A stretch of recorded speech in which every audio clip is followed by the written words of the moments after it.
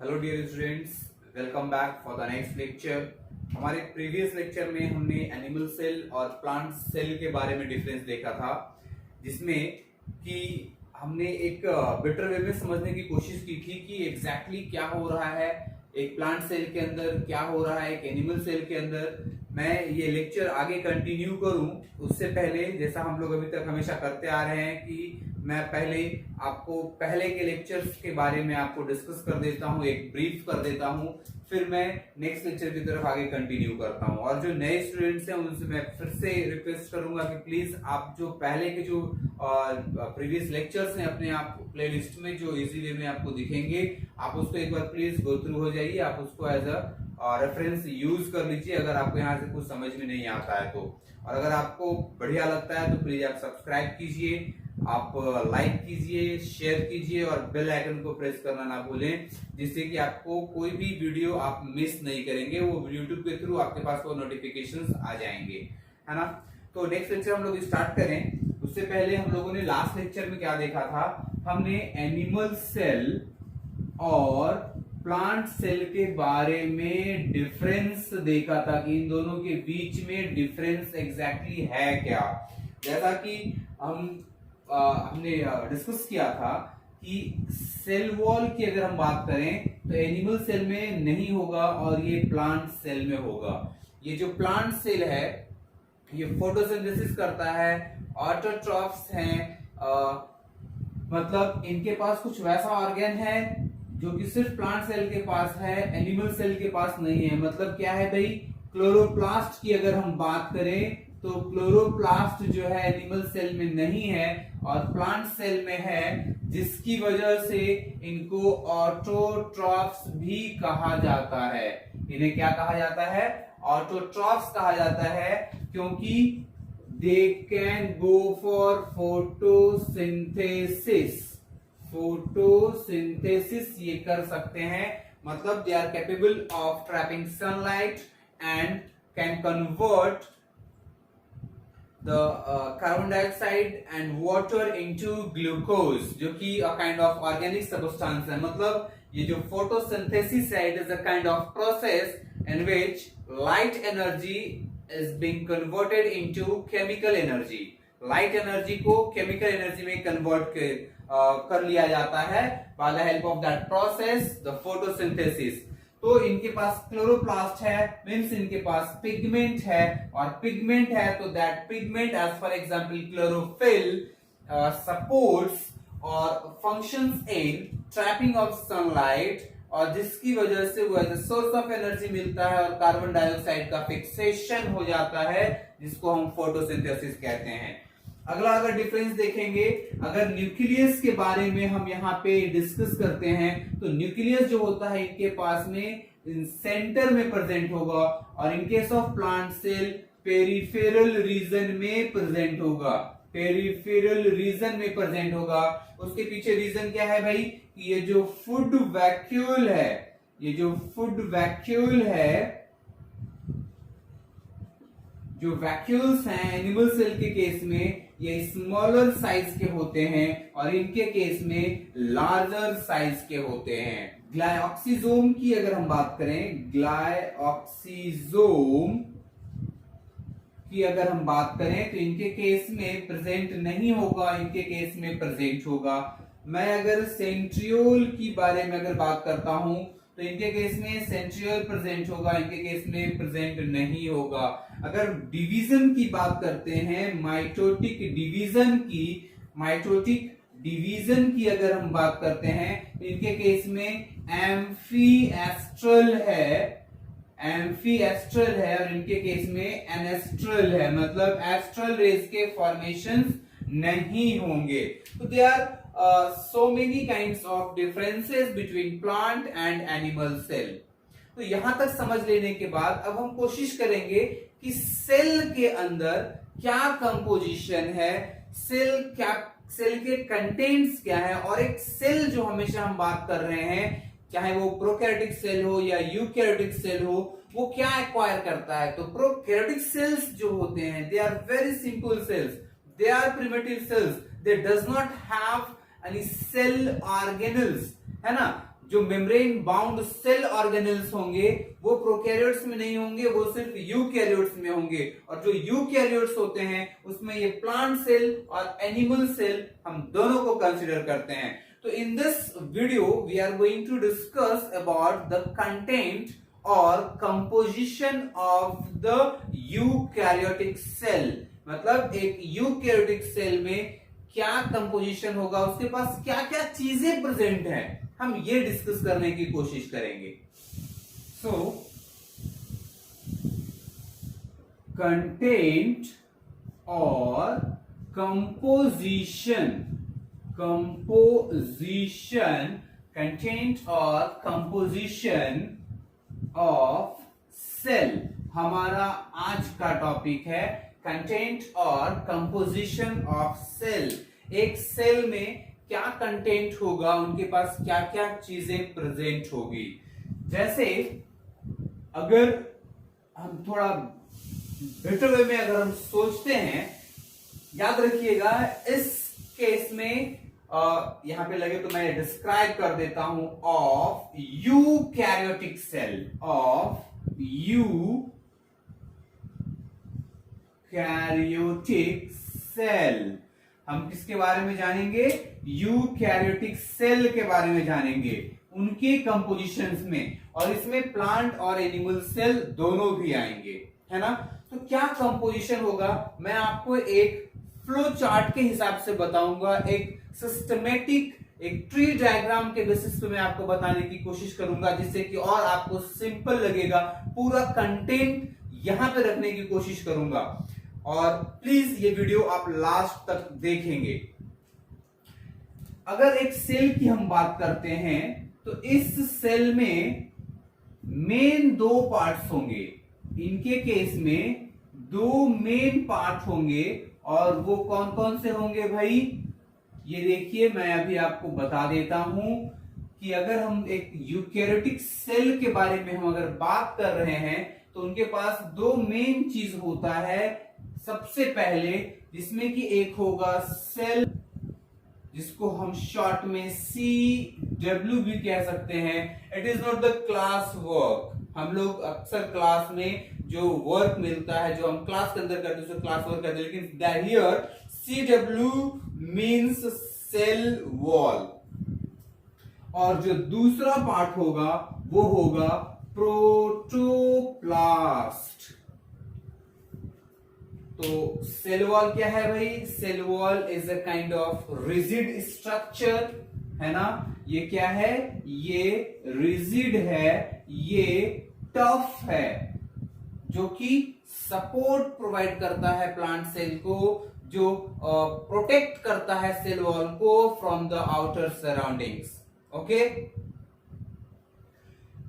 अब क्या है भाई प्रोटोप्लास्ट, इसको समझिएगा। मैं एक मैथमेटिकल एक्सप्रेशन लिखता हूं कि अगर मैं सेल में से माइनस करता हूं सेल वॉल को, if we take out cell wall from the cell, if we take out cell wall from the cell, what we get is called as, the rest part is what called as protoplast. The rest thing जो हमें मिलेगा या बचेगा उसे हम protoplast कहेंगे। मतलब हमने क्या किया, सेल से सेल वॉल को निकाल दिया, हमने क्या किया, सेल से सेल वॉल को निकाल दिया, तब जाकर के हमें ये जो बच रहा है उसे हम कहेंगे प्रोटोप्लास्ट। तो प्रोटोप्लास्ट को हम कैसे डिफाइन कर सकते हैं, सेल, बहुत सिंपल वे में कह सकते हैं, cell without cell wall, cell without cell wall is what called as protoplast। तो यहां पे मैं एक डायग्राम बनाने की कोशिश करता हूं ताकि आपको और बेटर वे में समझ में आ जाए। जैसे मान लीजिए कि ये एक तरह का सेल वॉल है, मैं अलग स्ट्रक्चर दे रहा हूं, सेल वॉल एग्जैक्टली ऐसा दिखता नहीं है, डिफरेंस पता चले इसके लिए मैं क्या कह रहा हूं कि ये क्या है भाई, ये सेल वॉल है। और इस सेल वॉल के अंदर एक दूसरा स्ट्रक्चर भी प्रेजेंट होगा जिसे हम कहेंगे सेल मेम्ब्रेन। ये हम लोग जानते हैं, ये हम पहले डिस्कस कर चुके हैं। तो जो बाहर का स्ट्रक्चर है वो सेल वॉल है, जो अंदर का स्ट्रक्चर है वो सेल मेम्ब्रेन है। और अगेन इसके अंदर जो पानी भरा हुआ है उसे हम कहेंगे साइटोप्लाज्म। मैंने पहले भी एक गाने का जिक्र किया था, ब्लू है पानी पानी, इसलिए मैं इसे ब्लू कलर से इंडिकेट कर रहा हूं। This is what the cytoplasm. क्या है ये है साइटोप्लाज्म। ठीक है, अब ये साइटोप्लाज्म के बाद थोड़ा और अगर अंदर जाते हैं तो यहां हमें ये मिलता है न्यूक्लियस। क्या मिलता है, न्यूक्लियस। तो अभी तक इस फ्लो चार्ट में हम न्यूक्लियस तक नहीं पहुंचे हैं, हम कहां पहुंचे हैं भाई, सेल वॉल और प्रोटोप्लास्ट को ही देखे हैं। तो ये जो बाहर का स्ट्रक्चर है, that particular structure is what the cell wall. जब सेल वॉल, ये पूरा एक सेल है, ये पूरा एक सेल है और ये बाहर का स्ट्रक्चर सेल वॉल है। जब यहां से हम सेल वॉल को रिमूव कर देंगे तो ये ब्लू रीजन के अंदर जो भी बचेगा that is what called as protoplast. उसे क्या कहेंगे, उसे प्रोटोप्लास्ट कहेंगे। तो अब प्रोटोप्लास्ट के अंदर क्या होगा, प्रोटोप्लास्ट के अंदर क्या प्रेजेंट होगा उसे जरा देख लेते हैं। एक प्रोटोप्लास्ट के अंदर क्या प्रेजेंट होगा उसे देख लेते हैं। तो क्या प्रेजेंट है भाई, प्रोटोप्लास्ट के अंदर क्या प्रेजेंट है, एक तो ये मेम्ब्रेन है, that membrane is what called as protoplasmic, protoplasmic membrane. इसे क्या कहेंगे, प्रोटोप्लाज्मिक मेम्ब्रेन। उसके बाद क्या प्रेजेंट है भाई, तो साइटोप्लाज्म। उसके बाद प्रेजेंट है साइटोप्लाज्म। और साइटोप्लाज्म के बाद क्या प्रेजेंट है भाई, तो इसके बाद प्रेजेंट है न्यूक्लियस। क्या प्रेजेंट है, न्यूक्लियस। तो इन दोनों के पास हम आएंगे, उससे पहले न्यूक्लियस हम डिस्कस कर लेते हैं। हम न्यूक्लियस प्रीवियस लेक्चर में भी डिस्कस कर चुके हैं कि न्यूक्लियस के पास क्या क्या प्रेजेंट है। तो क्या क्या प्रेजेंट है एक न्यूक्लियस के पास,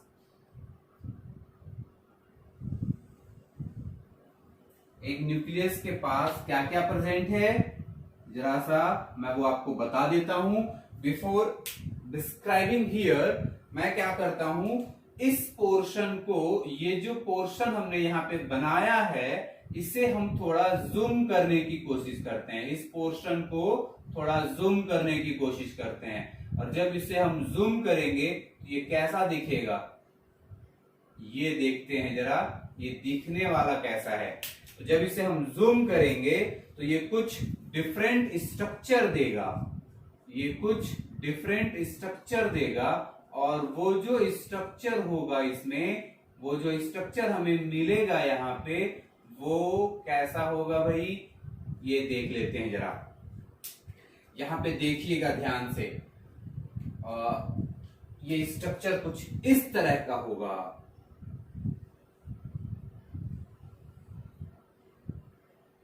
मैं यहाँ पे डबल मेम्ब्रेनस बनाऊंगा इसको, 2 मेम्ब्रेन दूंगा यहाँ पे, ठीक है। और इस दोनों मेम्ब्रेन के बीच में कुछ ना कुछ गैप प्रेजेंट होंगे, मैं वो गैप भी निकालूंगा यहां, ऐसा, ठीक है। और उस गैप को हम क्या कहेंगे, उसे हम न्यूक्लियर पोर कहेंगे। ये जो गैप यहाँ पे मिला है, इस गैप को हम क्या कहेंगे, न्यूक्लियर पोर कहेंगे।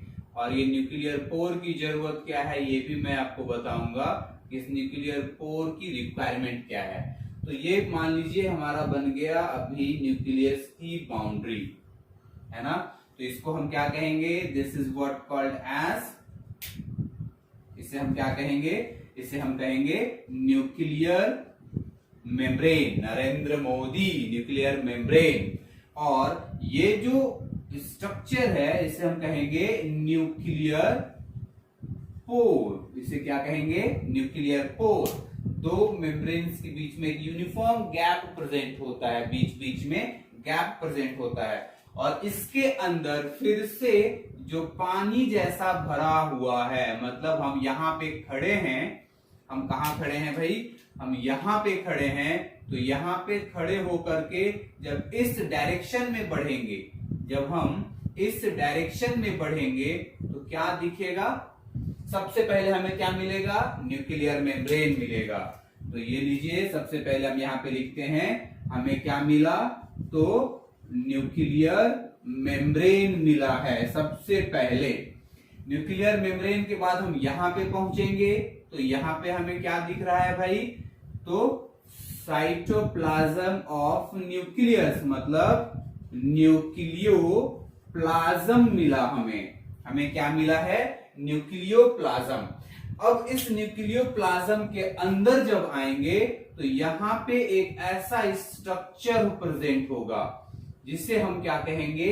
इसे हम कहेंगे न्यूक्लियोलस, और एक फाइब्रस स्ट्रक्चर प्रेजेंट होगा जिसे हम कह सकते हैं ये क्या है भाई? ये है क्रोमेटीन। ये क्या है? ये है क्रोमेटीन, या फिर हम इसे कह सकते हैं डीएनए थ्रेड, या फिर हम इसे कह सकते हैं genome of cell, genome of the cell, क्योंकि ये ही वो पार्ट है जो सेल के सारे फंक्शन को रेगुलेट करता है। The nucleus is the brain of the cell. Nucleus जो है वो सेल का ब्रेन है, वो सारी चीजों को कंट्रोल करता है, हर एक पार्ट को, मेटाबॉलिक रेट को, रेस्पिरेटरी रेट को, एक्सक्रीशन के पार्ट को, हर पार्ट को, सेल के ग्रोथ तक को न्यूक्लियस ही रेगुलेट करता है।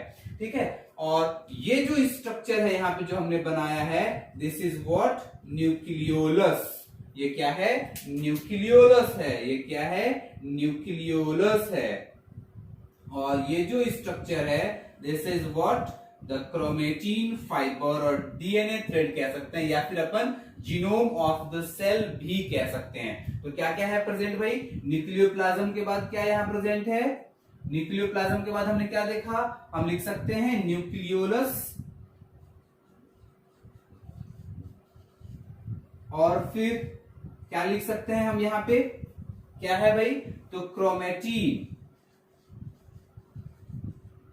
क्या है? क्रोमेटीन है। मतलब थोड़ा मैं इसको अलग अलग कर देता हूं, वो आगे भी अपन कर सकते हैं। अभी तक हमने क्या देखा कि एक यूकैरियोटिक सेल के अंदर सेल वॉल है और प्रोटोप्लास्ट है। सेल वॉल है और प्रोटोप्लास्ट है। Wall is the outer most region and protoplast is the structure without cell wall. जब सेल से सेल वॉल को निकाल देंगे तो जो भी बचेगा वो प्रोटोप्लास्ट होगा। तो प्रोटोप्लास्ट के अंदर क्या आएगा? एक मेम्ब्रेन है। This is what the membrane that we can say it as protoplasmic membrane। Protoplasmic membrane के बाद क्या है भाई? यहाँ पे हम जैसा एक इंसान हमने यहाँ बनाया और उसको इस दिशा में भेजे, और ये क्या है? This is what the nucleus. हम यहाँ पे एक इंसान यहाँ भी बना देते हैं कि चलिए भाई ये हमने इंसान बना दिया और इसको इस डायरेक्शन में भेज रहे हैं। जब ये इस डायरेक्शन में जाएगा तो ये सेल वॉल है और इसको हमने निकाल दिया तो ये बचा प्रोटोप्लास्ट। तो प्रोटोप्लास्ट में पहले ये किससे मिलेगा? मेम्ब्रेन से मिलेगा, जिसे हमने लिखा है प्रोटोप्लाज्मिक मेम्ब्रेन। उसके बाद ये कहां जाएगा? ये पानी में जाएगा। Cytoplasm, the fluid of the cell, dense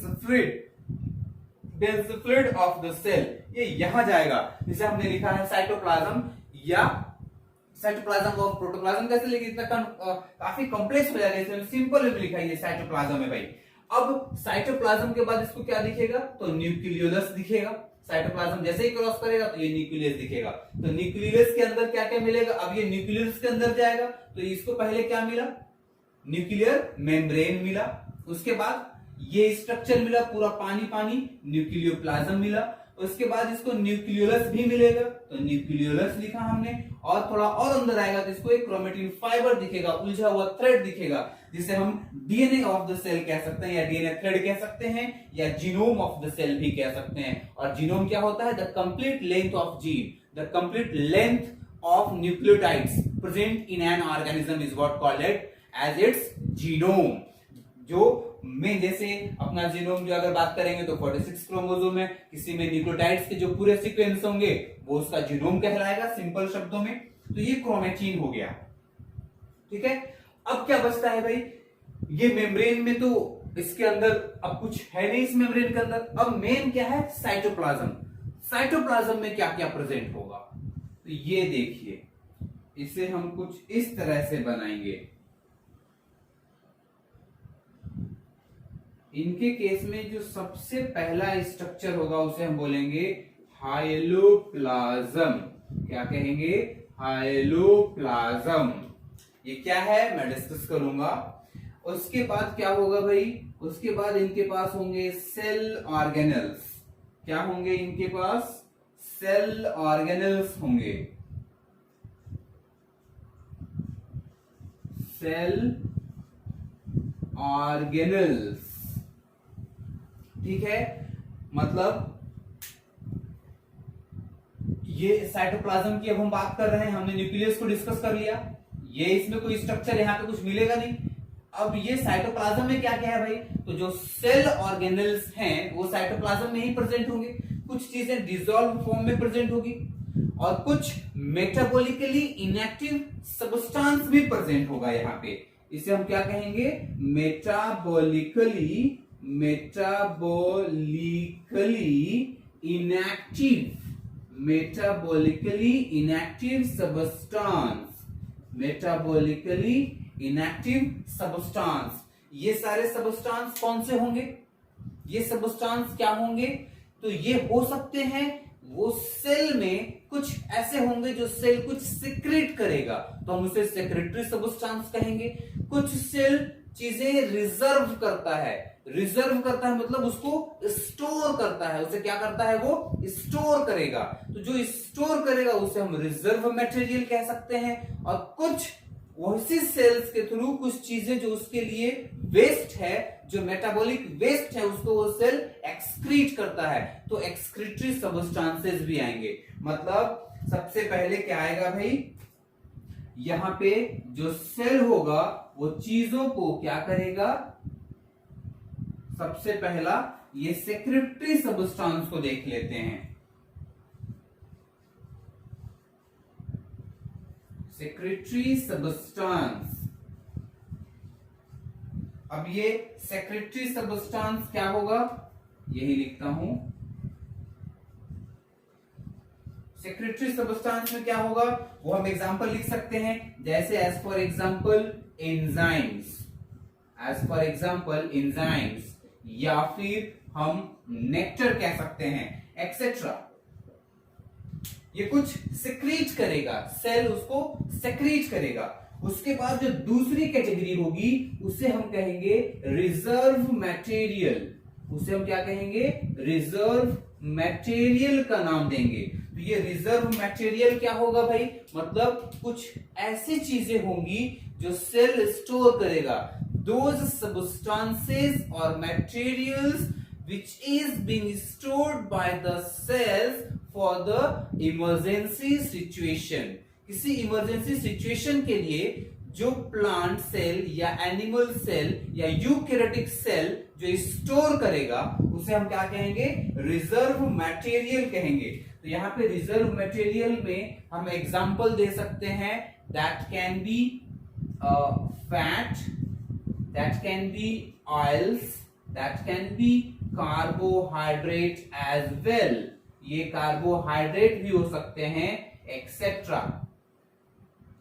okay, और तीसरा कैटेगरी क्या होगा भाई, तो ये तीसरी कैटेगरी होगी यहाँ पे जिसको हम बोलेंगे एक्सक्रीटरी पार्ट, एक्सक्रीटरी सब्सटेंस, इसको हम बोलेंगे excretory substance.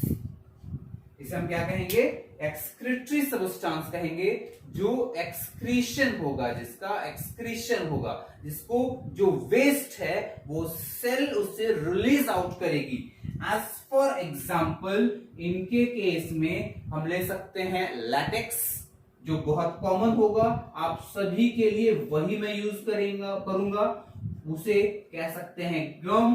These are are the excretory substances which is being excreted by the cells, है ना। तो हमने क्या देखा, साइटोप्लाज्म में कुछ मेटाबॉलिकली इनएक्टिव सब्सटेंस हैं, लाइक सेक्रेटरी सब्सटेंस जो सेल सेक्रीट करेगा, लाइक रिजर्व मटेरियल जो सेल्स स्टोर करेंगे, लाइक एक्सक्रीटरी सब्सटेंस जो सेल एक्सक्रीट करेगा, release out, the waste are being released out of the cell, they are called as excretory substance, the latex and the gum। तो अब cell organelle की बात करते हैं कि सेल ऑर्गेनेल्स क्या है। वो सेल ऑर्गेनेल्स क्या है जो इस साइटोप्लाज्म के अंदर जो प्रेजेंट है, जो अलग अलग तरह के फंक्शंस कर रहा है, उसे हम सेल ऑर्गेनेल कहेंगे। As for example there are different kinds of cell organelle, like when we start from the nucleus, we move to the endoplasmic reticulum. Endoplasmic reticulum is one of the cell organelle. Afterwards we generally face to the Golgi bodies or Golgi complex, we can say it as Golgi complex or bodies। Golgi bodies के बाद हम lysosome की बात कर सकते हैं, lysosomes की बात कर सकते हैं। उसके बाद हम माइटोकॉन्ड्रिया की बात कर सकते हैं, माइटोकॉन्ड्रिया कह सकते हैं। उसके बाद हम कह सकते हैं प्लास्टिड। ओके, थोड़ा यहाँ स्पेस कम पड़ रहा है हमारे पास, तो इसको मैं और ऊपर की तरफ जाकर के कंटिन्यू करता हूं। ठीक है, जो प्लास्टिड्स हो गए इसकी भी कैटेगरी हम बताएंगे आपको, है ना। तो अब प्लास्टिड के बाद क्या होगा भाई, हमने क्या क्या लिखा है, एंडोप्लाज्मिक रेटिकुलम लिखा है, गोल्गी कॉम्प्लेक्स लिखा है, लाइसोसोम लिखे हैं, माइटोकॉन्ड्रिया लिखा है, हमने प्लास्टिड को लिखा है ना। अब उसके बाद और क्या स्ट्रक्चर है, तो भाई यहाँ पे माइक्रोबडीज भी आते हैं, ये भी सेल ऑर्गेनेल्स में ही भी आते हैं। एज फॉर एग्जांपल हमने पहले ग्लाइऑक्सिजोम को डिस्कस किया था, ये like glyoxysome, peroxisome, spherosomes, these all are the types of microbodies। Microbodies के बाद हम साइटोस्केलेटन की बात कर सकते हैं, साइटोस्केलेटन लाइक जिसमें हम माइक्रोट्यूब्यूल्स एंड माइक्रोफिलामेंट्स के बारे में देख सकते हैं। साइटोस्केलेटन के बाद कुछ ऐसे स्ट्रक्चर्स भी होते हैं एनिमल सेल में, लाइक हम कह सकते हैं सिलिया है, फ्लैजेला है। This all are also one of the organelle that is not present inside the cytoplasm, so हम यहाँ पे उसे नहीं लिखेंगे। सीलिया और फ्लैजेला जो होता है वो भी एक सेलुलर स्ट्रक्चर है, but is not present inside the cytoplasm, that is present outside the cell। सीलिया और फ्लैजेला कहाँ प्रेजेंट होंगे, अगर ये हम ऐसा बनाते हैं तो मान लीजिए ये हो सकता है फ्लैजेला। सेम सीलिया भी जो छोटे साइज, एक ही में दोनों नहीं रहेंगे, एक ही सेल में दोनों स्ट्रक्चर नहीं प्रेजेंट होंगे, आइदर सीलिया होगा और फ्लैजेला होगा। तो अगर दोनों मान लीजिए ये दोनों अलग अलग सेल में मैंने बनाया है, ऐसा कर देते हैं, दो बना ही देते हैं, ये ऐसा है, ये छोटा छोटा जो स्ट्रक्चर है ये सीलिया है, और जो ये बड़ा स्ट्रक्चर है इसको हम फ्लैजेला कहेंगे, और ये क्या है, दिस इज व्हाट, सीलिया। तो ये मेम्ब्रेन के बाहर है, सेल के बाहर है, तो इसको हम सेल ऑर्गेनेल्स में नहीं रखेंगे। लेकिन कुछ जो साइटोस्केलेटन के जो पार्ट्स हैं, कुछ सेल्स के अंदर माइक्रोट्यूब्यूल्स भी प्रेजेंट है, और ये सब इसके हेल्प कर सकते हैं, इसको बनाने में मदद करते हैं। ओके,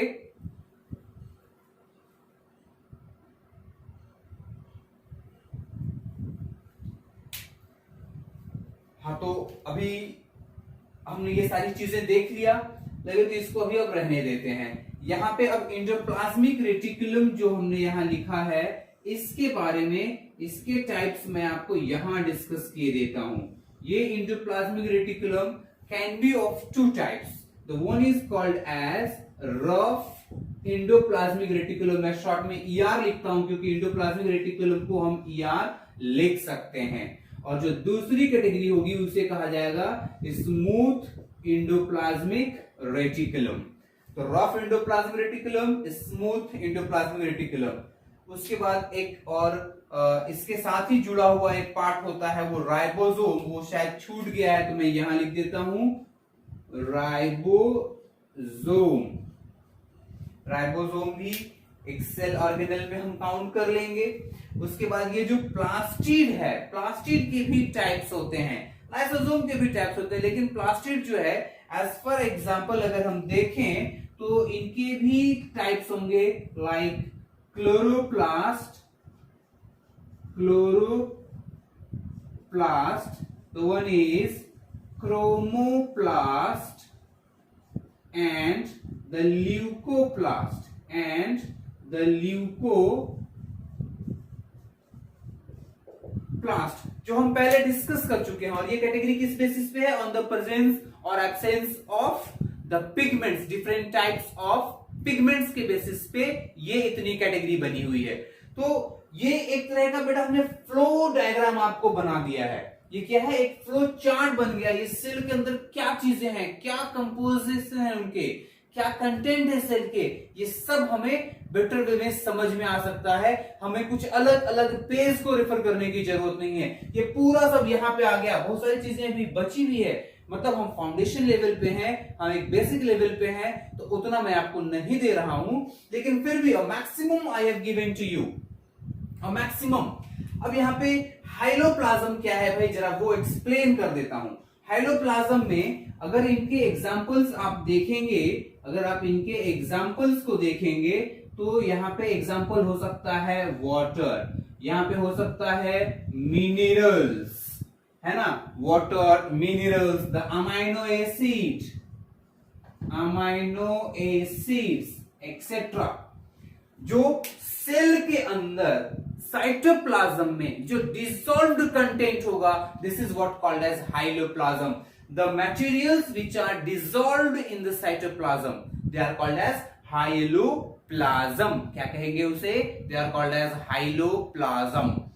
एक बार फिर से मैं आपको वो सारी चीजें ब्रीफ कर देता हूं कि हमने क्या क्या पढ़ा है एग्जैक्टली। अभी हमने क्या देखा? हमने देखा है सेल वॉल। एक यूकैरियोटिक सेल के अंदर एक सेल वॉल प्रेजेंट होगा। ये सेल वॉल एक स्ट्रक्चर होगा यूकैरियोटिक सेल के अंदर, और जो दूसरी स्ट्रक्चर होगी we can say it as protoplast. इसे हम प्रोटोप्लास्ट कह सकते हैं। ओके, और उसके बाद क्या होगा भाई? इस प्रोटोप्लास्ट के अंदर, मतलब हम प्रोटोप्लास्ट हमने किसे कहा है? अगर हम इस सेल से सेल वॉल को निकाल दें तो जो अंदर का ये पूरा स्ट्रक्चर बचेगा वो क्या होगा? प्रोटोप्लास्ट कहलाएगा। प्रोटोप्लास्ट के बाद जैसे ही हम देखेंगे तो protoplasmic membrane, the cell membrane, protoplasmic membrane means the cell membrane, further cytoplasm, the dense fluid, the nucleus. इसके अंदर यहाँ पे ये न्यूक्लियस कहलाएगा। अब न्यूक्लियस के अंदर क्या है भाई? तो न्यूक्लियस के अंदर है न्यूक्लियर मेम्ब्रेन। क्या है? Nuclear membrane. न्यूक्लियर मेम्ब्रेन ये हो गया जहां पे ये न्यूक्लियर पोर्स प्रेजेंट हैं, और ये पोर्स का काम क्या है? जब कोई कंटेंट न्यूक्लियस से और साइटोप्लाज्म से अगर कुछ एक्सचेंज करना हो तो ये पोर्स के थ्रू एक्सचेंज ऑफ मटेरियल्स होंगे। चाहे वो आरएनए को ही बाहर भेजना हो राइबोसोम के पास ट्रांसलेशन करने के लिए, मींस फॉर्मेशन ऑफ प्रोटीन के लिए, तो वहां पे भी ये न्यूक्लियर पोर्स के थ्रू ही होगा। तो न्यूक्लियर पोर्स के बाद यहाँ पे जो न्यूक्लियोप्लाज्म है, न्यूक्लियोप्लाज्म के बाद वहां पे और इनसाइड द न्यूक्लियस क्या प्रेजेंट है भाई? वहां पे प्रेजेंट है न्यूक्लियोलस। न्यूक्लियोलस जिसके पास आरएनए है। फिर है क्रोमेटिन फाइबर, क्रोमेटिन फाइबर। अब इस साइटोप्लाज्म में क्या है? बहुत इंपॉर्टेंट पार्ट है जिसे हम कहेंगे सेल ऑर्गेनेल्स, जिसे हम कहेंगे cell organelles like endoplasmic reticulum, जो दो कैटेगरी है, rough endoplasmic reticulum and smooth endoplasmic reticulum. ठीक है, उसके बाद Golgi complex, the lysosome, the mitochondria which functions in respiration, the plastids which generally functions in trapping of sunlight like chloroplast and chromoplast. इनके पास different different kinds of pigments के basis पे है. Leucoplast colourless होता है, उनके पास कोई pigment नहीं है, तो वो स्टोरिंग फंक्शन करता है, वो स्टोरेज में काम करता है. ल्यूकोप्लास्ट के भी टाइप्स हैं, इलायोप्लास्ट, शायद आपके लिए ज्यादा हो जाएगा, मैं भी नहीं बताता हूं. उसके बाद कुछ यहाँ पे जो नहीं जगह मिल पाया मेरे पास, तो मैंने ऊपर लिखा है द माइक्रोबडीज, लाइक मैं लिख देता हूं यहाँ पे ग्लाइऑक्सीजोम, ग्लाइऑक्सीजोम्स, परऑक्सीजोम्स, स्फेरोजोम्स. ये सारे स्ट्रक्चर जो होंगे, ये तीनों कैटेगरी होगी वो माइक्रोबडीज में आएगी. वो तीनों भी किस में आएंगे? माइक्रोबडीज में आएंगे. ये तीनों कैटेगरी माइक्रोबडीज में आएंगे, है ना. ये किस में आएंगे? ये तीनों भी माइक्रोबडीज में आएंगे, राइट. उसके बाद क्या आएगा? साइटोस्केलेटन, जिसमें माइक्रोफिलामेंट्स, माइक्रोट्यूब्यूल्स के बारे में पढ़ेंगे. साइटोस्केलेटन मतलब जो सपोर्ट करे, skeletal system of the cell is cytoskeleton. Ribosomes, जिसमें हमने पहले ही दो कैटेगरी हम देख चुके हैं, जिसको हम कह सकते हैं 70S एंड 80S. 70S में और फर्दर क्लासिफिकेशंस होंगे, हम लास्ट लेक्चर देख चुके हैं. आप वहां पे राइबोसोम का डिस्कशन आप देख सकते हैं, वो आपको समझ में आ जाएगा. उसके बाद हाइलोप्लाज्म. हाइलोप्लाज्म क्या है? वो कंटेंटफुल मटेरियल है साइटोप्लाज्म के अंदर. जो भी डिसॉल्व्ड पार्ट्स होंगे साइटोप्लाज्म में, this is what called as hyaloplasm. उसे हम हाइलोप्लाज्म कहेंगे. जो भी चीजें डिसॉल्व्ड है, चाहे वो वाटर हो या मिनरल्स हो या अमीनो एसिड्स हो या कुछ भी हो, जो डेंस नेचर प्रोवाइड कर रहा है साइटोप्लाज्म को, is what called as hyaloplasm. इसे हम क्या कहेंगे? इसे हम कहेंगे hyaloplasm. This is what called as hyaloplasm. अब मेटाबॉलिकली इनएक्टिव सब्सटेंस की बारी आती है. तो ये कौन कौन से हैं भाई? एक तो सेक्रेटरी है, जो सेक्रीट कर रहा है, सेल जो सेक्रीट कर रहा है वो सेक्रेटरी सब्सटेंस हो गया, लाइक एंजाइम्स एंड नेक्टर. जो सेल कुछ रिजर्व रख रहा है अपने पास, वो आ गया रिजर्व मटेरियल में. और बाकी जो है एक्सक्रीटरी, जो वेस्ट है, जो मेटाबॉलिक वेस्ट है, जिसको सेल अपने अंदर से बाहर की तरफ इन्वायरमेंट में रिलीज कर देता है, फेंक देता है, डिस्चार्ज करता है वेस्ट को, उसको हम बोलेंगे excretory substance like latex and गम.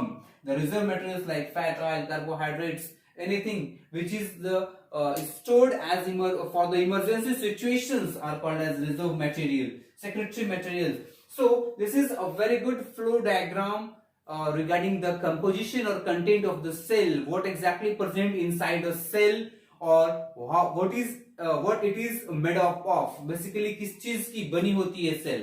तो आई होप कि आपको काफी बेटर समझ में आया होगा, और भी आगे इससे भी इंटरेस्टिंग पढ़ने के लिए आप इस चैनल को सब्सक्राइब कीजिए, लाइक कीजिए, शेयर कीजिए, बेल आइकन को प्रेस कीजिए. और अगर आपको कोई इश्यू हो रहे हैं ड्यूरिंग दैट लेक्चर सेशन, तो you can mention it in the comment box. Okay, thank you very much.